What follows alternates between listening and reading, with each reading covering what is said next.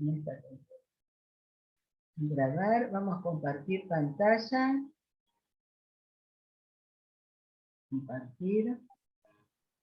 Vamos a abrir acá.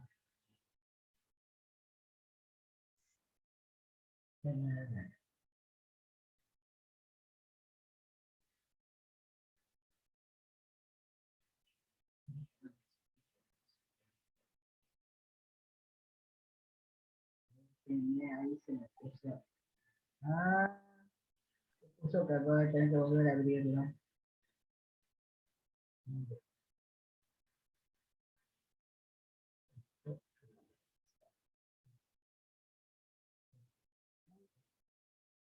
Ahí está. Nosotros, el otro encuentro, con el encuentro anterior, ¿se acuerdan? Vamos a empezar con la oración. La oración a la Virgen, que dice así, la podemos rezar juntos. A ti nos dirigimos, Madre nuestra, a ti que con tu sí abriste la puerta a la presencia de Cristo en el mundo, en la historia y en las almas, acogiendo con humilde silencio y total disponibilidad la llamada del Altísimo. Haz que muchos hombres y mujeres escuchen la voz de Jesús y tengan el valor de dejarlo todo y seguirlo en la alegría y la libertad de quien se siente amado y elegido para ser testigo del amor y de la vida en el mundo. Amén. Amén. Bueno, en el encuentro anterior, ¿se acuerdan? Que se llamaba el susurro de la brisa, porque hablábamos de cómo Dios habla, no en el trueno, no en el fuego, no en el terremoto, no en la tormenta, sino habla en la suave brisa. Por eso se llamaba así, porque esa primera etapa que hablamos, la primera etapa vocacional, una de las características es que uno tiene que descubrir ese amor de Dios a través de esa suave brisa en que nos llama, y que si algo se caracteriza esa etapa es de que es una etapa que es una veleidad, ¿no? Va y viene, no es estable, no hay algo continuo. Esta segunda etapa yo le he titulado, me amó y se entregó por mí. Porque en esta segunda etapa, la experiencia de ese amor nos lleva a la experiencia de que se entregó por mí y a buscar entregar la vida. No se sabe cómo ni de qué manera, pero una de las características es que en esta segunda etapa yo la titulo,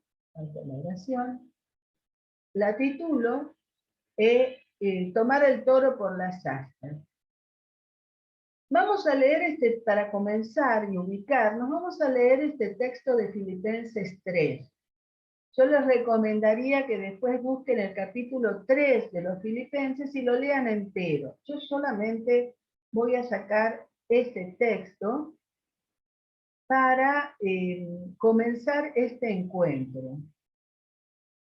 Dice así: San Pablo le escribe a los filipenses, a la comunidad de Filipos, les escribe, es una comunidad muy querida para él, y les escribe con el corazón en la mano. Una comunidad que estuvo cerca de él en los momentos de dificultad, una comunidad que siempre lo apoyó a Pablo, le mandó ayuda económica, ayuda de un hermano, una comunidad a la que Pablo tenía un cariño especial, era como su Betania, ¿no? Donde él podía ir a descansar, esa comunidad donde siempre le había dado muchas alegrías esta comunidad. Y él escribe la carta a los filipenses, es una carta muy bonita, y les está contando de su tarea pastoral, de su vida entregada al Evangelio, y le dice esto: Así podré conocerlo a Él, a Jesucristo, conocer el poder de su resurrección, la fuerza de la vida, participar en su sufrimiento, participar de la cruz, hasta hacerme semejante a Él en la muerte. O sea, semejante a Él en la muerte, es decir, entregar la vida al Padre, a fin de llegar, si es posible, a la resurrección de entre los muertos, alcanzar esa vida eterna. Y dice acá esta frase: esto no quiere decir que haya alcanzado la meta, ni logrado la perfección, pero sigo mi carrera con la esperanza de alcanzarla, habiendo sido yo mismo alcanzado por Cristo Jesús. Y les continúa diciendo, fíjense, yo no estoy seguro que conseguí, que lo tengo así en la mano y lo puedo manejar a Jesús, no. Sin embargo, yo sigo caminando hacia Él porque aún tengo que entregar mi vida cada día, pero con la certeza, la esperanza de que mi vida es privilegiada por Dios, habiendo sido yo mismo alcanzado por Cristo. No es lo que yo alcance, sino que Él me alcanzó primero. No pretendo haberlo alcanzado, vuelve a decir Pablo, solamente digo esto: olvidándome el camino recorrido, me lanzo hacia adelante y corro en dirección a la meta, para alcanzar el premio del llamado celestial que Dios me ha hecho en Cristo Jesús. Es decir, tengo un llamado, tengo una vocación, me lanzo hacia adelante sabiendo que Dios mismo me alcanzó Él primero, Él me tiene primero en sus manos. Corro hacia esa meta, pero dejando todo atrás, pero porque yo sé que estoy en sus manos. Eso es lo que quiere decir Pablo. Si ustedes se acuerdan, en el encuentro anterior, nosotros hablamos de que llevamos en las manos ese tesoro de la vida de Dios. Es el tesoro de ese llamado a la vida, de ese llamado a la vocación, y de ese llamado a una misión, que todos tenemos, porque todos tenemos una vocación. Es decir, una misión, absolutamente todos. Que la descubramos o no la descubramos ya depende de lo que nosotros, el camino que nosotros hagamos. Pero de Dios está el llamado. Y hablábamos que cuando hay un discernimiento vocacional, un llamado de Dios, hay cosas que sentimos.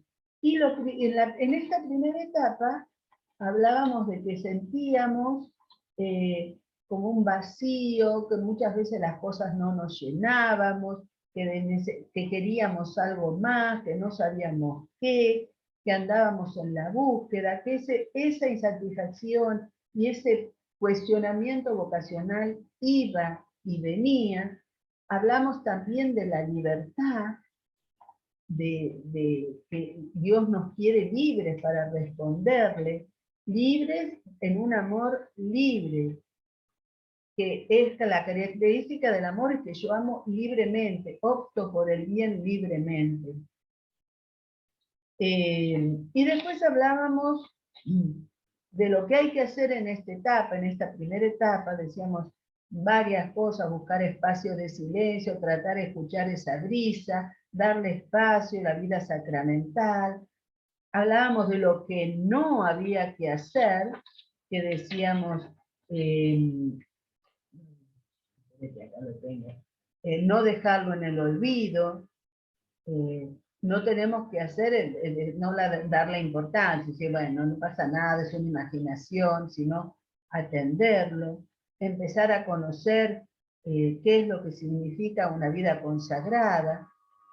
Y lo que no habría que hacer es ir de casa en casa de cada religiosa que conozco, ir a probar, porque si todavía no tengo nada claro, eso no me va a hacer bien.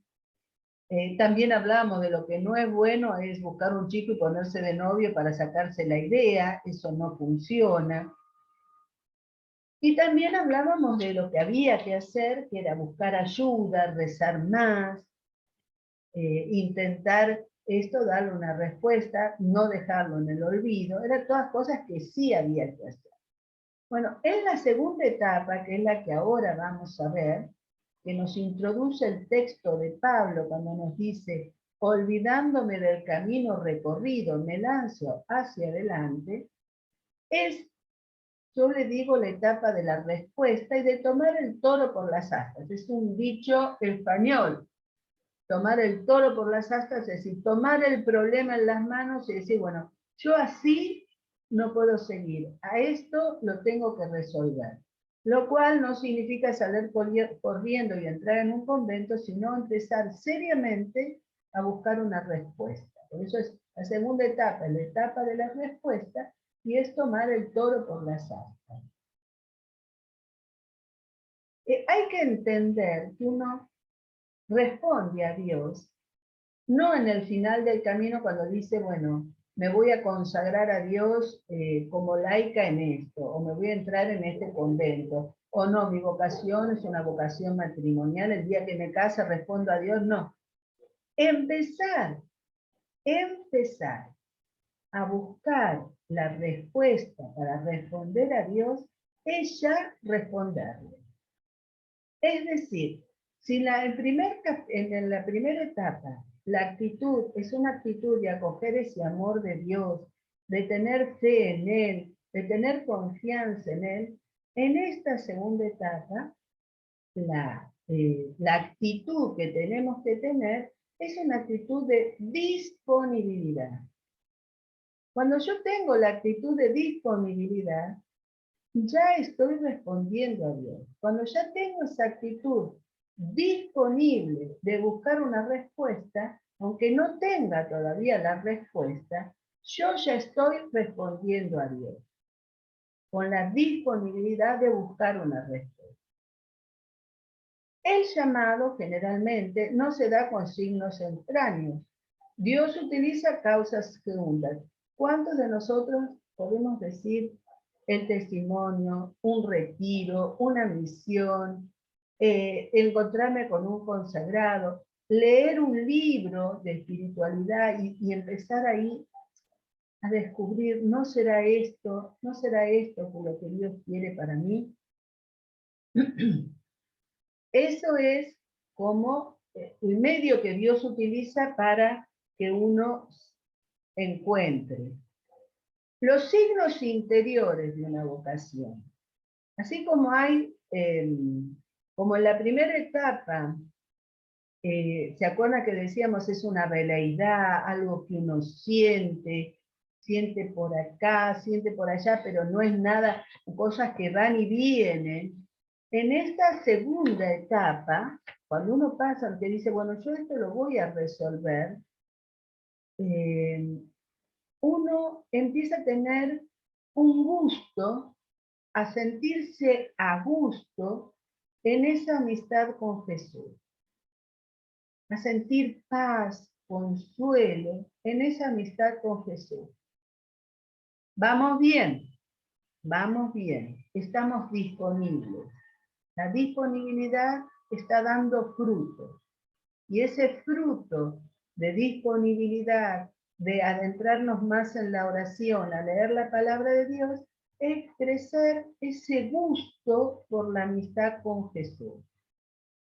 La oración se empieza a intensificar con un deseo interior de estar con Él. Aunque a veces sea árido, a veces estemos en la aridez, a veces podemos tener muchas ganas de rezar, vamos a rezar y nos da sueño. O vamos a rezar y estamos distraídos. Pero empezamos a tener como ese gusto, como ese deseo, como esas ganas de estar más con el Señor. Y además empieza a crecer el deseo, sentimos interiormente ganas, deseos de entregarnos a los demás, de ayudar a los demás. El vacío que se sentía en esa primera etapa de que nada me llena, nada me dice nada, y de repente me cuestiono. En ese vacío me cuestiono si no tendré vocación. En esta segunda etapa, ese vacío empieza a desaparecer. Y comienza a llenarse de esa amistad con Jesús de ese deseo de ayudar a los demás. En la búsqueda de una respuesta a Dios, estos suelen ser signos interiores de que hay una vocación y que se va por buen camino para responder. Además, empieza a surgir dentro de uno este reclamo. Yo no podría dar más a Dios. Tal vez Dios quiere algo más de mí. No se sabe quién, pero uno está disponible y uno empieza a sentirlo con más fuerza. A lo mejor Dios me está pidiendo algo más que entregue. Y se siente uno con la fuerza y la confianza dentro del temor, pero se siente con fuerza y confianza para responder. Es decir, estos signos interiores no solamente que se dan con una cierta estabilidad. O sea, no es que uno siente ganas de la amistad con Jesús un día en el mes, sino que es más continuo en esta segunda etapa. La oración, el deseo de orar, el deseo interior, empieza a intensificarse más seguido. Se sienten deseos de darse a los demás, pero en ese deseo de darse a los demás es más concreto. Bueno, a ver, ¿dónde puedo ir a ayudar? En la parroquia, por ahí está Cáritas, el grupo juvenil, trabajan en esto, me voy a un grupo de oración que trabaja en el hospital. Uno empieza a buscar espacios para darse a los demás. Pero es algo más estable. No es algo así de un día en el mes, sino algo más estable. Y sobre todo da mucha confianza y una paz grande porque uno sabe que aunque no tenga claro qué va a hacer de su vida, sí tiene claro que está disponible para hacer lo que Dios quiere. Ya no es una veleidad. Ya en esta segunda etapa uno ya tiene más claro que quiere responder a Dios. A veces se puede estar en esta etapa y volver a la primera. Un día de levantarse y decir, no, todo me estoy haciendo la cabeza, yo es psicológico, esto no tiene nada que ver, y volver a esa primera etapa en que parece toda una veleidad. Puede pasar, muchas veces pasa. Y después se vuelve a pasar a la segunda etapa, se vuelve de nuevo a decir, no, yo tengo que estar disponible, a caminar más, sobre todo si uno es ayudado, puede hacer esa transición de la primera a la segunda etapa con la ayuda de alguien que nos acompañe. ¿Cómo sé si tengo vocación para una determinada forma de vida? Aquí influye mucho lo que uno siente, no tanto lo que uno razona. Hay momentos en que uno siente que dice, esto es lo que estoy buscando, esto es lo que Dios quiere de mí. Y uno encuentra una gran paz. Pero hay algo que hace un clic. Yo lo comparo, ¿vieron cuando una persona encuentra al hombre de su vida? Dice, este es el hombre de mi vida. O uno está estudiando en la facultad y empieza una carrera, no le va, empieza otra y de repente encuentra una carrera que dice, esto es lo que yo quiero.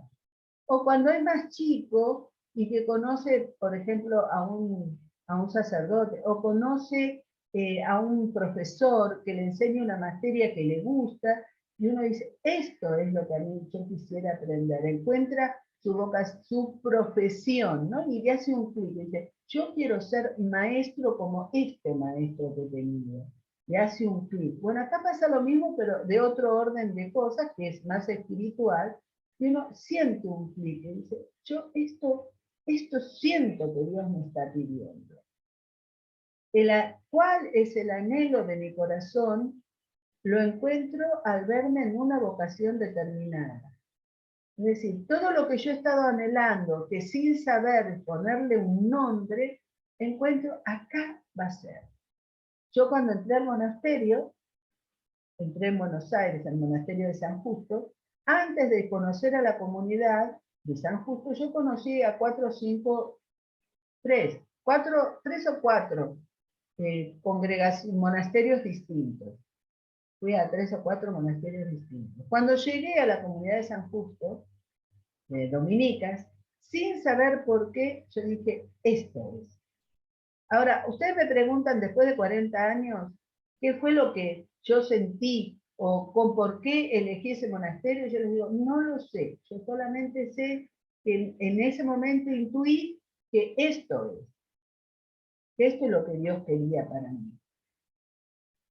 Yo descubrí mi vocación contemplativa leyendo un libro de la vida del hermano Rafael, un monje trapense. Yo cuando terminé de leer el libro digo, esto es lo que Dios me llama, a vivir la vida contemplativa. Pero ¿por qué? No sé decirlo. Yo ahí lo intuí. Y eso a todas las personas que conozco, que han tenido vocación, les pasa eso. En un momento dice, esto hace un clic. No hay rayos, truenos, trompetas, ángeles ni nada, y uno no puede explicarlo por qué. Y me dice, no, yo siento eso que es Dios que me pide y es acá. A veces uno tiene conocimiento del carisma. Y entonces uno conoce el carisma de una congregación que se dedica a la educación y uno dice, este carisma es lo que a mí me da, es esto. A veces, me acuerdo, yo tenía una connovicia que fue a conocer a las benedictinas en Buenos Aires. Todas visten de negro, por lo menos ahí las de Buenos Aires. Y me acuerdo que ella dijo, yo ver todo eso tan negro, yo acá voy a entrar en una depresión. Yo acá no puedo. Y después conoció a las dominicas que vestimos de blanco y dijo, estas por lo menos visten de blanco, pero no era contemplativa y toda la vida de negro, no, decía ella. Una cosa así, pero ella descubrió a través, ¿sí? Una cosa tan exterior como es un hábito, descubrió su lugar y dijo, esto es, aquí es. Es el hábito que iba a usar toda su vida. Y ya solo pensar de vestir negro toda su vida, ya le decía, me voy a entrar en una depresión vistiendo de negro toda la vida. Esto. Pero no, es una razón que uno dice, pero Dios se valió de eso y ella descubrió y después, enamorada del carisma dominicano, de la vida de la fraternidad dominicana, la sencillez dominicana, dijo, esto es. A medida que iba descubriendo más del carisma, esto es. Lo que empezó simplemente por un color de hábito, después se fue confirmando a medida que fue conociendo más el carisma.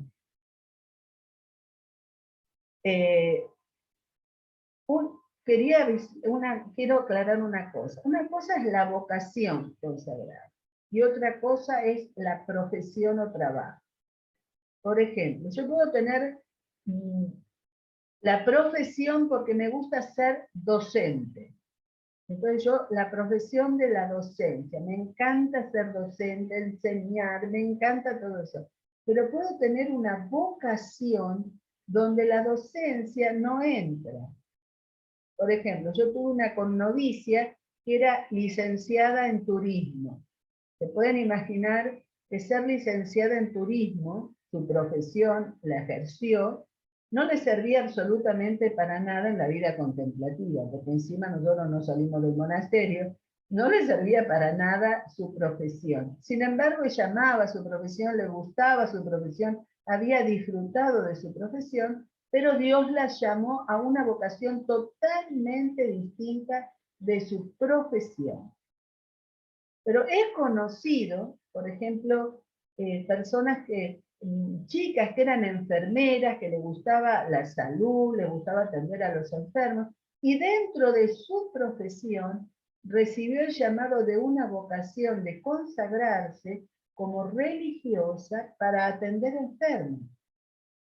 Pero una vez consagrada, lo primero era su consagración y lo segundo era su profesión. No era que era su profesión y consagrada venía como un añadido, no. Primero era su consagración y después era su profesión. Pero he conocido montones de personas que tenían, supóngase, ingeniera química y después se dedicó a la misión. Lo de ingeniera química no le servía para nada, pero su vocación era ser misionera y trabajaba como misionera como docente en una misión para formar una pequeña escuela de niños de primero, segundo, tercer grado, hasta donde podían llegar. O sea, nada que ver con lo que era su profesión que le gustaba. Pero a veces puede darse. Pero una profesión no es una vocación, es solo una profesión. La vocación consagrada es un llamado de Dios a consagrar la propia vida, y lo importante es eso. Después vendrá el trabajo pastoral que haga, pero esa consagración es lo primero.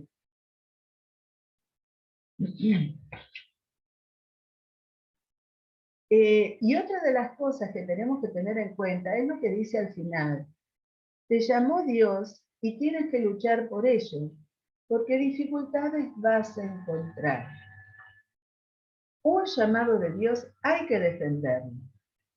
A Dios hay que jugarse por él. Y hay que jugarse por él y hay que jugarse por la propia vida. Porque uno, ¿te acuerdas que hablaba ya en el primer encuentro y en el segundo encuentro? He hablado de los profetas de calamidades que existen, profetas de frustraciones, profetas que nos dicen que no valemos, que no servimos, que no podemos, que no. Bueno, y a veces los tenemos dentro, en el propio corazón, que nos ningunea. Para una vocación consagrada, muchas veces vamos a sentir, yo no puedo, yo no valgo, yo no sirvo, esto es demasiado para mí. Todos profetas de calamidades, no, que no vas a ser feliz, que no vas a llevar una vida plena, que va a ser una frustración. Profetas de frustración. Esos los van a encontrar en su camino. Tienen que defender su vocación porque tienen que defender su felicidad. Si no defienden su vocación, no pueden defender su felicidad. Si uno tiene vocación para casarse y formar una familia, van a tener que defender la familia, la vida. Van a tener que defender de los falsos profetas, de un mundo que piensa en el bienestar, en el tener, en que ponen como valores, primero una profesión, primero el tener dinero, a tener una familia, a poder vivir plenamente lo que es una vida de familia. Entonces van a tener que defender su vocación al matrimonio, como van a tener que defender su vocación a la vida consagrada, como religiosas, como laicas consagradas, lo van a tener que defender, porque van a defenderse su dignidad y su felicidad.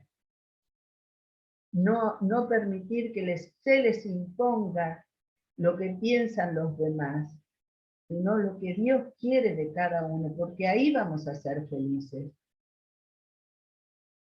Preguntas que sentimos. Estas preguntas que sentimos son espontáneas, no son que las pensamos, son preguntas que nos surgen espontáneamente y que no podemos evitar hacérnoslas. Y es bueno hacérnoslas.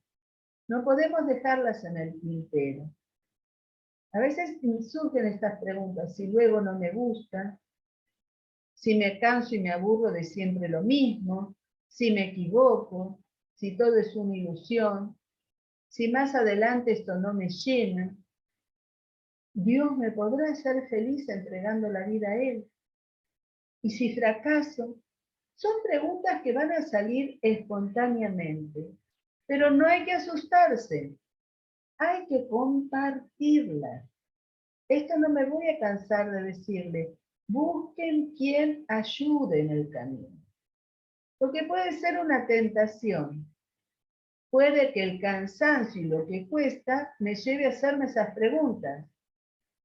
Puede que la duda se haga intensa. Se pueden pasar por momentos difíciles de incomprensión. Entonces es importante no asustarse y compartirlas. Muchas veces el simple hecho de hablarlas con alguien que no me imponga su respuesta, con alguien a que tenga confianza, ya me ayuda para clarificarme. Aunque no me dé una respuesta, simplemente ya hablarlos le quita fuerza a lo que a veces puede ser algo que uno se siente que se asfixia con tantas preguntas. No me voy a cansar de repetirles, busquen siempre en las dificultades quien ayude. ¿Qué tenemos que hacer en esta etapa? ¿Se acuerdan? En la primera etapa decíamos, bueno, un plan de vida, los sacramentos, buscar quien me ayude, la palabra de Dios. Bueno, son cosas que uno en esta primera etapa tenía que empezar a ordenar y acomodar un poquito para poder responder a Dios. En esta segunda etapa, ¿qué tenemos que hacer? Bueno, primero saber que estas dificultades nos pueden pasar.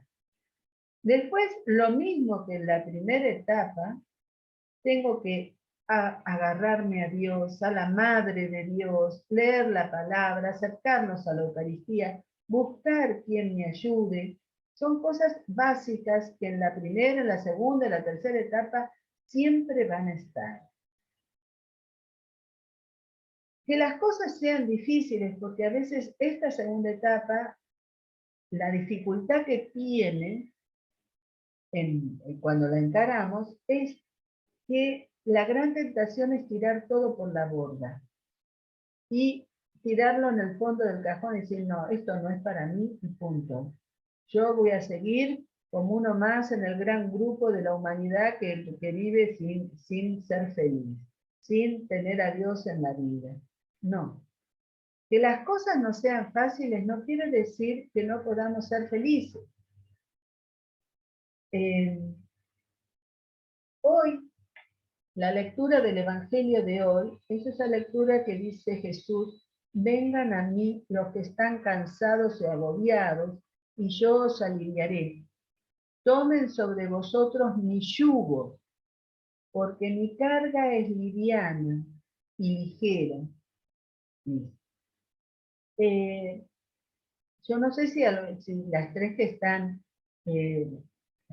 tienen experiencia del campo. El yugo siempre es de a dos.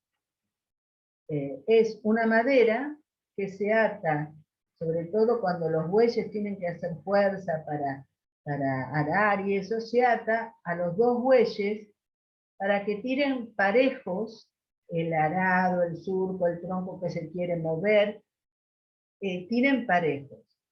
Es decir, la madera esa que ata al cuello de un buey al otro cuello del buey se llama yugo.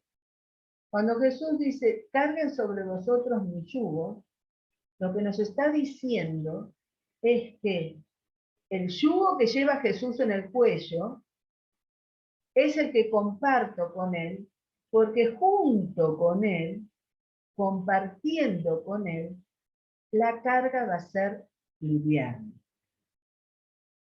Si yo no me uno a Jesús, siempre la carga va a ser pesada, difícil.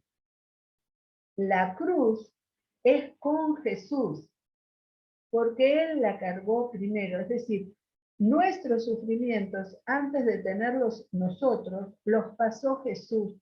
Uniéndonos a Él, podemos llevar adelante las cosas difíciles de la vida.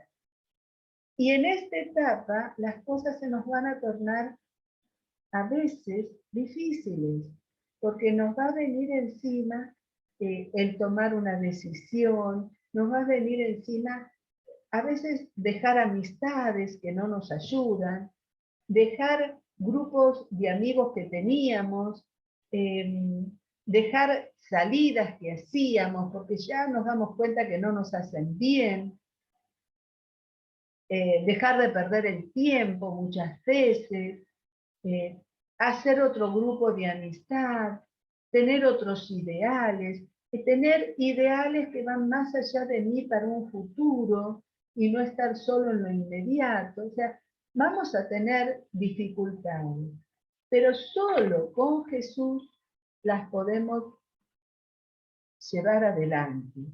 Podemos hacer que nuestra vida siga el camino disponible en sus manos. Que no tenemos, cuando no tenemos vocación. Las claves para saber que no hay una vocación. Hay muchas. A veces esto no lo tenemos tan claro. Para que sea un verdadero indicio de que no tenemos vocación, deben darse unas condiciones. Primero, no tener, ¿se acuerda que hablábamos la vez pasada que hay unas condiciones humanas? No tener las condiciones humanas. Pongo un ejemplo. Estoy con un problema, estoy con un problema de depresión, una depresión terrible. Y tengo que curarme esto primero.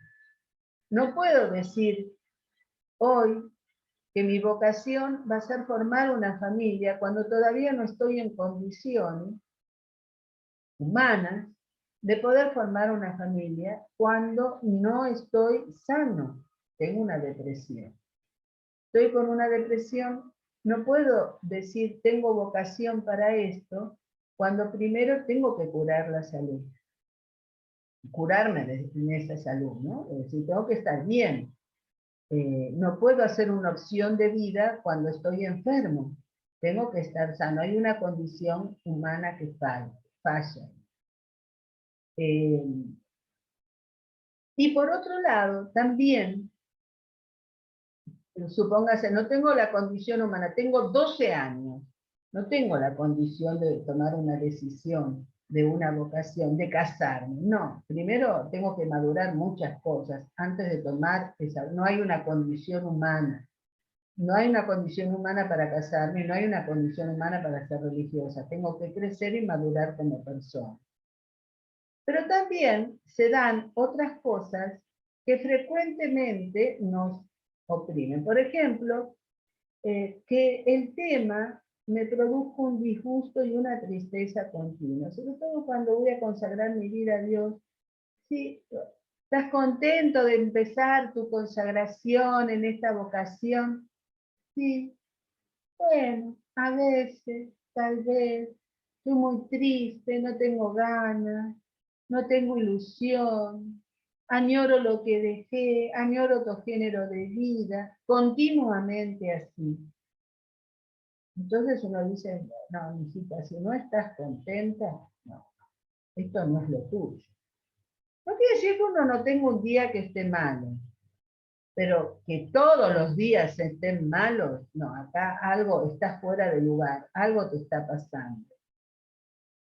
Que solo pensarlo me cree malestar, tristeza y pocas ganas, no, algo te está pasando. Esto no quiere decir que no tengo vocación porque me cueste, no, no. Esto es ya algo más profundo, esto es decir, estoy a disgusto. Mire, cuando las novicias, las postulantes, novicias comienzan su vida, viene la familia a visitarnos. En todas nos pasó. Y la familia pregunta, ¿y qué haces? ¿Qué no haces? ¿Qué comes? ¿Qué dormís? ¿Qué haces? Sobre todo en la vida contemplativa, como que existe todavía como un gran tabú de lo que puede pasar detrás del monasterio, ¿no? Como todo un prejuicio de una cosa oscura, media medieval, ¿no? Entonces empiezan a preguntar a qué hora te levantás, qué comes, qué haces, qué haces en la mañana, qué haces a la tarde. Bueno, empiezan a preguntar todo el mundo. Y uno, como está contento, empieza, ay, no sabés, trabajamos en cerámica, hacemos unas imágenes qué lindos, y después a veces vamos al campo y trabajamos en los ornamentos litúrgicos, y hacemos la cocina, y también hacemos, y uno le cuenta con entusiasmo, ¿no? Pero hay una pregunta que siempre sale de la madre, no del padre, que cuando está para irse siempre le hace a la hija. Siempre. Le dice así, ¿estás contenta?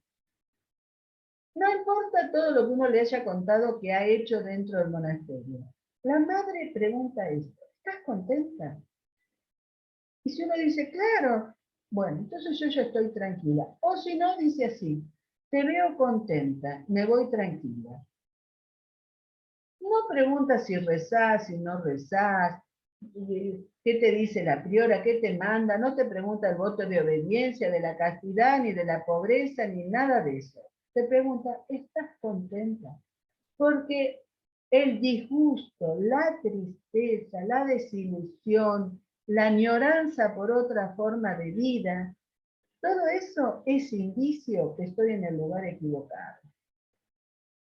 Habitualmente, si eso me pasa, pues uno puede tener un día de tristeza, un día de bajón, todo el mundo lo tenemos. Pero cuando eso es habitual, acá algo está pasando. Algo no está yendo bien. ¿Mm? Entonces, esto es indicio cuando no tenemos vocación. ¿Qué tenemos que hacer en esta etapa? La frase, la palabra es disponibilidad. Estar disponible. Disponibles nos va a exigir a veces renuncias, nos va a exigir a veces entregas, sacrificios, pero estar disponible. Esta es la segunda etapa, es la palabra de la Virgen que dice, aquí estoy para hacer tu voluntad. Acá estoy. Heme aquí. Aquí estoy. Que se cumpla como dice tu palabra. Esa disponibilidad es lo que marca esta segunda etapa. Así como la primera era confiar en ese amor de Dios, confiar en ese entrega. En esta segunda etapa es esto. Crecer en esa disponibilidad. Bueno, yo voy a hacerles dos preguntas que les voy a dejar para la semana. La primera es, de todo lo enumerado, ¿con qué te sentís más identificada? Y de lo expuesto, ¿qué te gustaría más hablar? Esas son las dos preguntas que van a quedar para la semana que viene. Yo les voy a mandar el trabajo, pero vamos a dejar de compartir.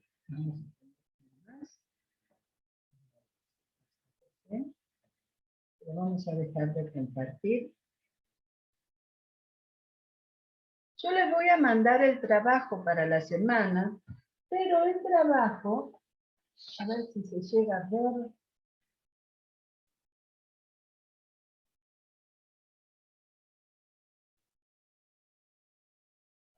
Pero el trabajo, a ver si, no sé si se va a ver. Voy a tener que compartir pantalla. Espérense.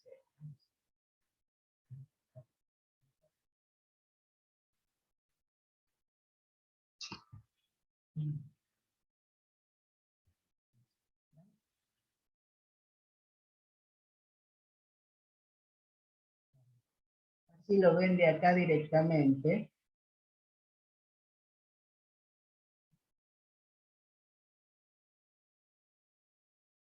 ¿No? ¿Qué le pasa a esto que no quiere abrir? A ver.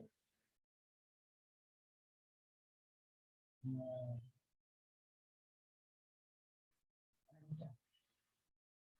El trabajo van a tener una oración a la Virgen, el texto de Filipenses que les leí antes, unas preguntas, y después, yo en estas preguntas, a ver ahí las dejo, son preguntas que nos podemos hacer, ¿cuál señalarías para hablarlas en el próximo encuentro? Y van a ver que hay un montón, son creo que 14 preguntas, 13. Estas preguntas son preguntas que yo fui juntando estos 2 años que llevamos haciendo encuentros, que son las que las chicas se han hecho y que me han hecho y las hemos hablado. Son preguntas que a veces surgen y que pueden ayudarlas para que ustedes mismas digan, bueno, yo me siento identificada, por ejemplo, ¿qué sucedería la séptima? ¿Qué sucedería si elijo una vocación equivocada por ignorancia o conformismo? O la octava, ¿qué ocurriría si con el devenir del tiempo aquello que escogí no me produce plenitud ni felicidad? Después, por ejemplo, esta, la 9, se la hacía una chica que era más grande y decía, ¿qué pasaría si renuncio a mi trabajo, a mi edad para ingresar y no es? ¿No? Es necesaria una formación universitaria. ¿Qué tal si me gusta una vocación, pero que haya otra que me guste más y no la conozco, y toda la vida me quede en una vocación incorrecta por desconocer la otra? O las primeras. ¿Qué tal si me inclino a una vocación y eso hace que distorsione el llamado, pensando que Dios me llama para otra cosa? Bueno, todas estas preguntas las leen y cada una me dice con cuál se identifica y que le gustaría hablar el próximo encuentro, el jueves. O si tienen otras preguntas que les gustaría que les contestara después de estos dos temas que hemos visto, estos tres temas que hemos visto. ¿Alguna pregunta? Me las mandan por WhatsApp. Me dice, yo de las preguntas que están ahí en la tarea, ninguna me dice nada.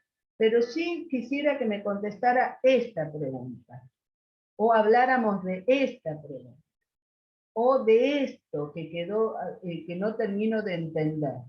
Entonces, el jueves que viene veríamos la tercera parte de esto, ¿no? La tercera etapa, y contestaríamos estas preguntas que me dejaran ustedes, porque no es las preguntas que yo quiero, me parece, sino las que ustedes se hacen. Eso es lo importante. Aunque yo cuando hable de cada pregunta, no voy a decir de quién es. Simplemente voy a decir, una se hace esta pregunta, y entonces contesto. No voy a decir de quién es cada pregunta, pero lo importante es que lo que tienen dentro lo pregunten, lo hablen. Aunque les parezca tonto, o que les parezca que nos van a quedar mal, o que cómo voy a preguntar eso, háganla. No se queden con cosas en el tintero que después van a arrastrar siempre. Hagan las preguntas que necesiten. Entonces, en el próximo encuentro vamos a hablar de la tercera etapa y de las preguntas que nos podemos hacer. Entonces, esta va a ser la tarea para la semana, para que podamos compartir la próxima vez con una oración del cardenal Pironio y el texto de Filipenses con que empezamos a hacer una meditación sobre el texto de los Filipenses. Bueno, esto ya vamos a dejar de compartir. Entonces yo les voy a mandar la tarea, como hago siempre, el videíto, les voy a mandar el video, el link para que vean, volver a escuchar este encuentro, si desean, y el PowerPoint que compartimos, para que también puedan tenerlo como material con las cosas que hablamos. Espero que les sirva. Como verán, esto es todo un camino. Y uno muchas veces se va a encontrar reflejada en algunas cosas, en otras no. Algunas cosas le van a decir más, en otras no.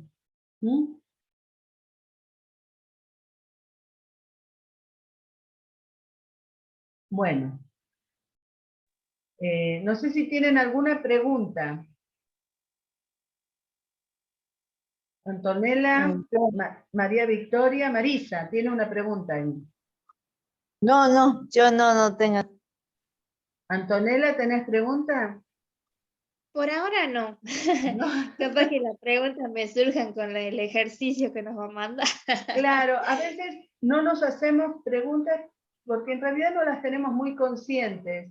Y al leer esas preguntas se puede decir, bueno, esto me inquieta.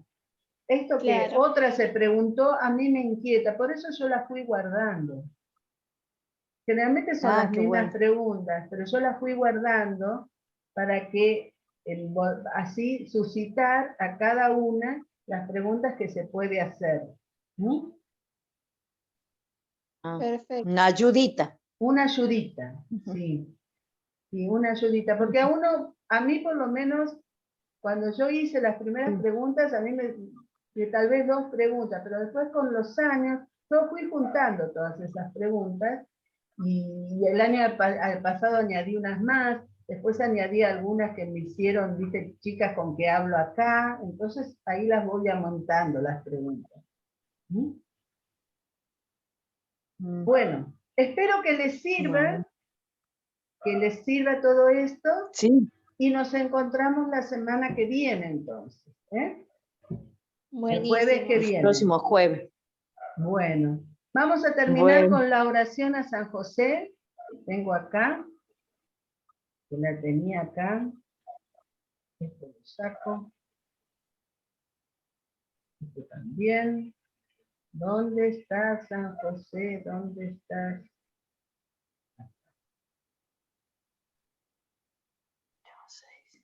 Desde la necesidad. Ahí está. A ti acudimos, San José, tú que viviste el misterio de Dios junto a María y a Jesús. Enséñanos a vivir en silencio la voluntad del Padre, a tener un amor hecho mirada de confianza, a trabajar con dedicación por el reino. Enséñanos a vivir la oración y el sacrificio con la simplicidad del humilde hogar de Nazaret y caminar con nuestras hermanas adorando el misterio del amor del Padre, siguiendo a Cristo con amorosa obediencia y llenas del gozo del Espíritu Santo. Amén. Bueno, nos vemos el jueves que viene, si Dios quiere. Hasta el jueves. Hasta el Chao, jueves. chicos. Chao. Chao. Chao.